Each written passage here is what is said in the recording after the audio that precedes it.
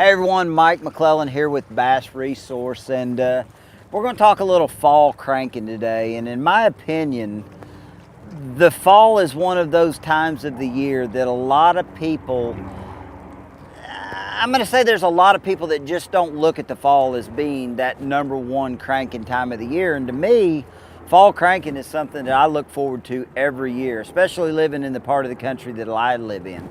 I think the biggest thing that a lot of people don't understand about the fall is what happens when the water temperature starts to cool, and when the whole migration of the bait fish and the crawfish and the brim and everything starts happening. That's to me what makes the fall of the year such a great crankbait time of the year. Probably the biggest thing that I think happens on a lot of lakes around the country that a lot of people overlook is generally those last couple of full moons before the water temperature really falls off. I mean, when the water temperatures are still up in that, upper 70 to mid 70 degree range, those last couple of full moons, for some reason, it seems like there is a big migration or something that goes on with crawfish.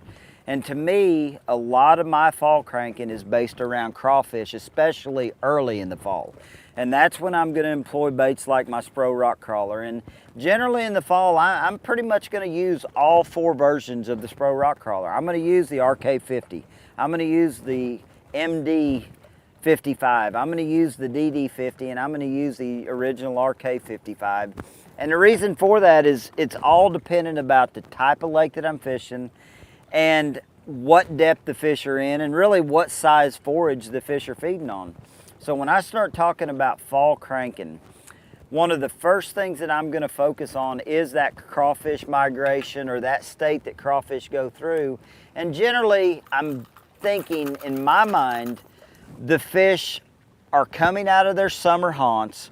They're starting to move shallower due to the water temperatures cooling off, but I still need a bait that I can get relatively deep to them. So the first two baits that I'm generally going to throw in the fall are always going to be the DD50 and the DD55. I think one of the things that you have to keep in mind about the fall time of the year, unless you're fishing a lake that's got a lot of color, you're fishing a lake that you're getting a lot of rain, a lot of runoff and things like that, I really feel like the fall is the time of the year that you got to stay really translucent and just clear type colors. I don't throw a lot of bold colors in the fall unless, like I said, the water temperature or the watercolor is, got a lot of color to it. So I'm gonna go with colors like Phantom Watermelon, Phantom Green, Phantom Orange Craw. Baits like this are gonna be the baits that I really look to throw in the fall of the year. The biggest thing that I'm gonna do in the fall versus other times of the year, a lot of times when we start talking about, springtime cranking, fall crank, or summertime cranking, wintertime cranking, generally you're looking for deeper water and transition areas.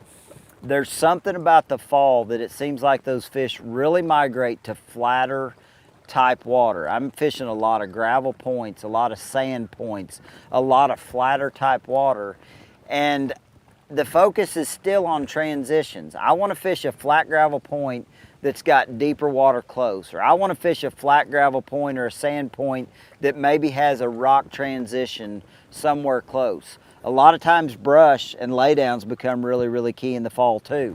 I pay attention to my forward-facing sonar a lot when I'm fall cranking. As I'm fishing the contours that I typically like to fish early in the fall, I generally like to keep my boat out there in 15 to 18 foot of water, and I'm throwing at a 30 to 45 degree angle at the bank, and I'm trying to cover a lot of depth zones. So generally I'm throwing this bait up into 8, 9 foot of water, and I'm cranking it out, through that deeper zone of water out to that 12, 15 foot range.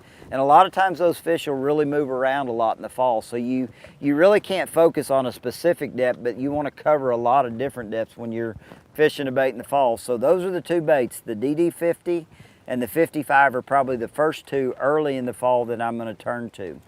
As that water temperature cools off even more, and those fish start migrating a little bit shallower, the crawfish, to me, kind of start going out of the picture, especially when you start seeing shad really show up on the surface in the fall. that's when I'm gonna go to 3 other baits. You've gotta have a square bill fat popper in your boat anytime you're cranking in the fall. I mean, if you're cranking dingier water, you're cranking river type scenarios, the backs of creeks, a square bill fat popper is a bait that I'm always gonna have tied on. When I'm fishing the backs of creeks that got some color, a lot of flat water, and there's a lot of bait fish flickering and getting schooled on in the backs of the creeks, I'm gonna have me an Uruku shad. I'm generally gonna have a 3/8 and a 1/2 ounce Uruku shad always in the boat during the fall months of the year. And then if I get into those scenarios where there's a lot of bait on, you know, more that style bank that I want to throw a rock crawler on, that is when I'm going to throw my Spro RK55 MD.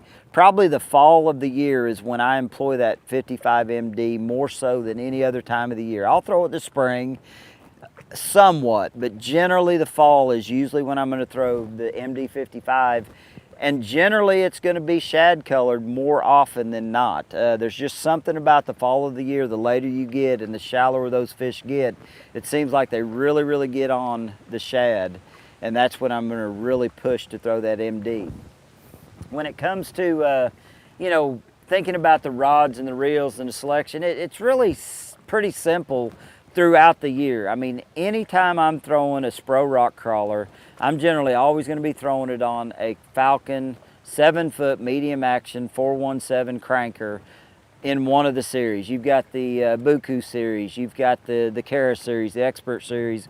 One of those Falcon rods is what I'm going to be using. In the fall, I'm always going to be throwing a high-speed reel, always a 6-3-1, because those fish in the fall, I mean, until you get late in the fall and the water temperatures really plummet, those fish are really aggressive and they can be really wild when you hook them. So I want a high-speed reel that I can really stay up with them. I want to be able to move my bait fast in the fall because a lot of times those fish just tend to want to eat a bait that's moving a lot faster. Line size, anywhere from about 12 to 16 pound test is generally what I'm going to throw on my shallower diving crankbaits, the MD55, my Uruku shads, things of that nature. I'm generally always going to be throwing, you know, 14 to 16 in the fall.